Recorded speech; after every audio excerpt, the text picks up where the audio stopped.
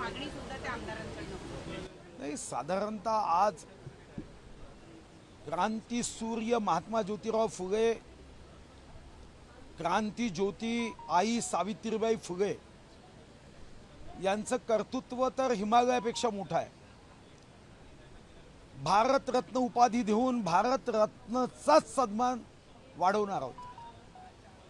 या दाम्पत्याला हे भारतरत्न देण्यासाठी सरकारने पुढाकार घ्यावा। 100 आमदारांनी माझ्या मागणीला पाठिंबा दिलाय, हस्ताक्षर केले।